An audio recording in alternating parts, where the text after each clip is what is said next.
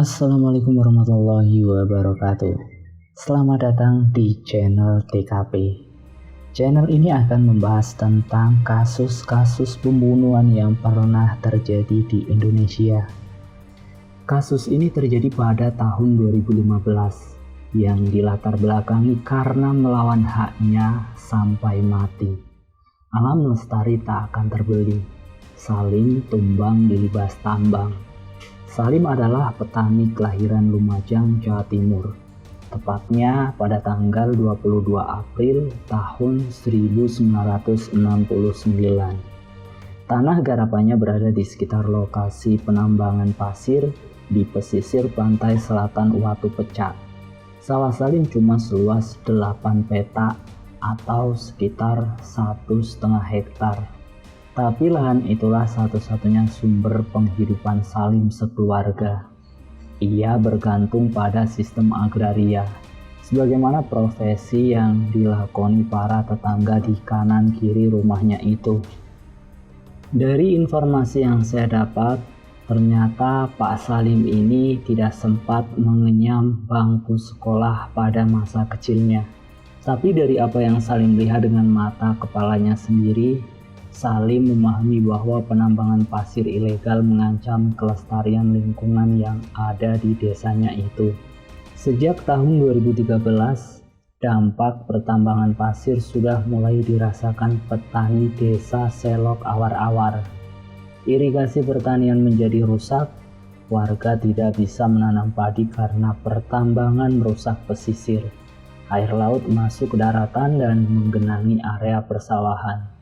Salim tidak bisa lagi menggarap sawahnya akibat kerusakan-kerusakan tersebut. Ia dan beberapa warga kemudian membentuk Forum Komunikasi Masyarakat Peduli Desa Selok Awar-Awar. Anggotanya terdiri dari 12 orang dengan teman masa kecilnya Salim dan Hamid selaku koordinator. Sejak awal tahun 2015, forum mulai bergerak memprotes penambangan pasir di desa Selok Awar-Awar.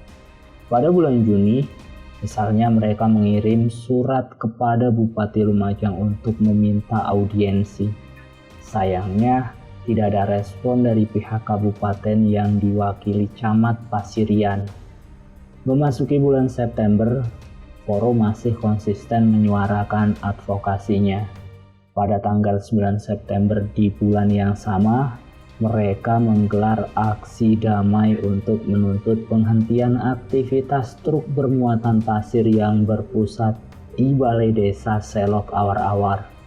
Kepala Desa Selok Awar-Awar yang bernama Haryono akhirnya melunak dan mau mendatangi surat pernyataan untuk menghentikan aktivitas tambang.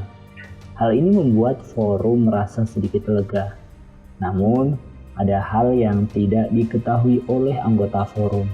Haryono sebenarnya masuk dalam komplotan pendukung tambang. Haryono sudah lama merasa gerah dengan aksi Salim dan kawan-kawannya. Keesokan harinya, desir dan gerombolan preman yang dibentuk diam-diam oleh Haryono mengirim ancaman pembunuhan kepada anggota forum. Harapannya agar forum cut nyali dan penambang bisa leluasa menjalankan aktivitas. Isu tambang adalah perkara hidup dan mati bagi para petani di Selok Awar-Awar. Keberanian forum tetap terjaga. Meski demikian, karena merasa posisinya sedang terancam, forum kemudian melaporkan aksi main ancam komplotan desir ke Polres Lumajang. Kasat Reskrim menanggapinya dengan menjamin keamanan anggota forum dan menjalin koordinasi dengan Polsek Pasirian. Pada tanggal 19 September tahun 2015, forum menerima surat pemberitahuan terkait nama-nama penyidik yang akan menangani kasus ancaman pembunuhan. Forum sempat merasa lega.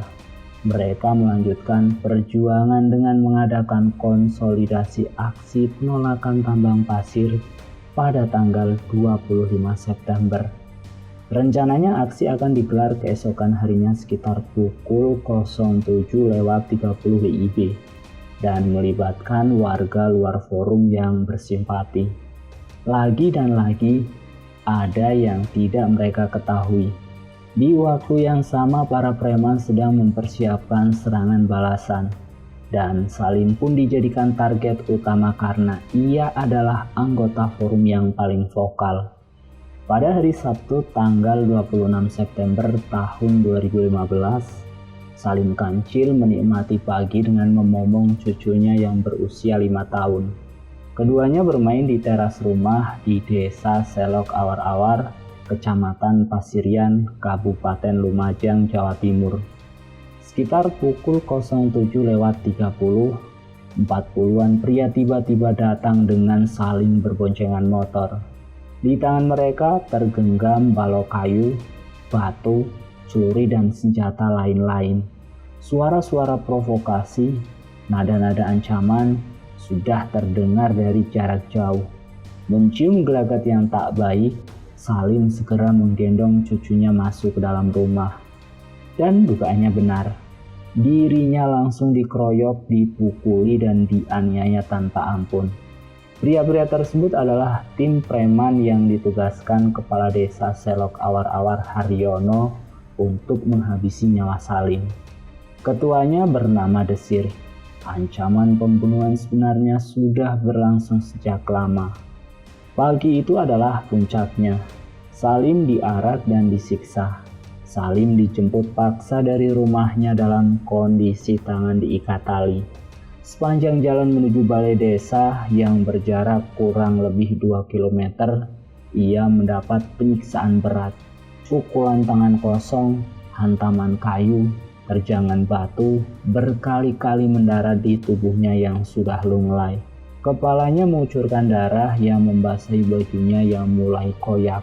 Gerombolan pelaku benar-benar bernafsu menghabisi nyawa Salim tanpa ampun. Dari balai desa, Salim dibawa menuju sebuah jalan yang sepi ke arah makam. Di sana ia mendapatkan penyiksaan yang lebih kejam lagi. Tubuhnya disetrum, kepalanya digorok, seongkok batu besar dihajarkan ke kepalanya. Dan pada akhirnya, pada hari Sabtu tanggal 26 September tahun 2015, Salim Kancil harus meregang nyawa. Mayat pria berusia 46 tahun itu dibiarkan tergeletak begitu saja di pinggir jalan. Kawan Salim, salah satu anggota forum yang bernama Tosan, juga diamuk oleh komplotan Desir. Singkat cerita, pada hari Kamis tanggal 25 bulan Februari tahun 2016, Tosan pagi itu sedang membagikan selebaran anti tambang. Ia sempat kabur dengan menggunakan sepeda, namun terjatuh di lapangan Persil. Ia mendapat perlakuan yang persis seperti yang dialami Salim di balai desa. Tosan bernasib lebih baik. Penganiayaannya berhenti sebab ia berpura-pura meninggal.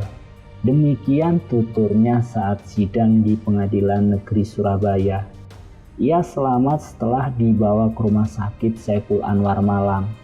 Puluhan pelaku diamankan dalam kasus ini. Dua otak pembunuhan, yaitu Haryono dan Desir, divonis 20 tahun penjara pada persidangan bulan Juni tahun 2016.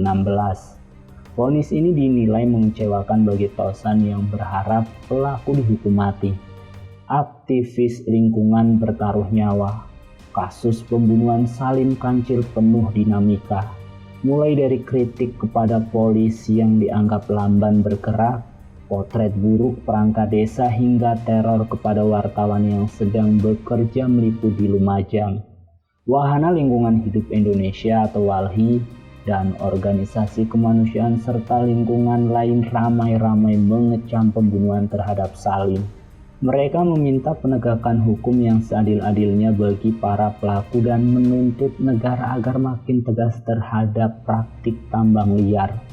Tak ketinggalan, di era makin panasnya konflik lahan, perlindungan kepada aktivis lingkungan juga mesti diperkuat.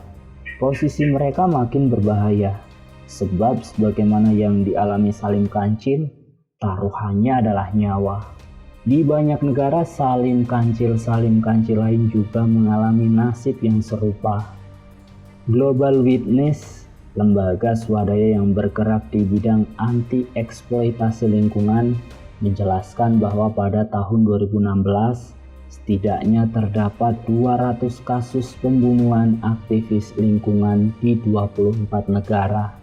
Data tersebut menunjukkan tren kenaikan jika dibandingkan tahun-tahun sebelumnya. Di Amerika Selatan, kawasan dengan kasus pembunuhan aktivis lingkungan tertinggi di seluruh dunia.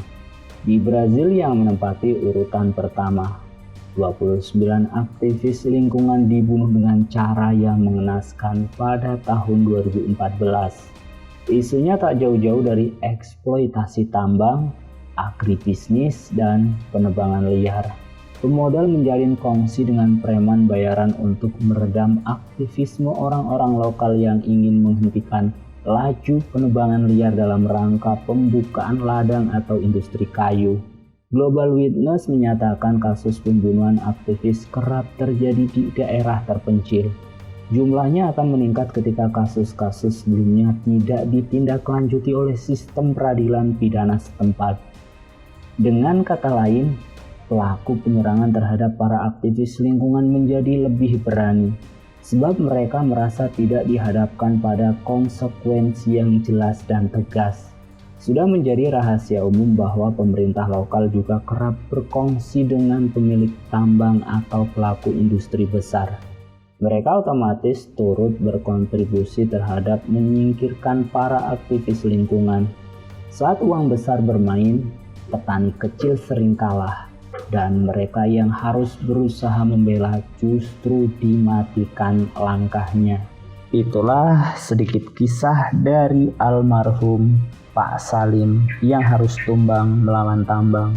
Semoga tidak ada Pak Salim di luar sana yang diperlakukan seperti Pak Salim ini. Semoga kasus ini tidak akan terulang lagi di negeriku tercinta ini, Indonesia. Dan bye-bye. Wassalamualaikum warahmatullahi wabarakatuh.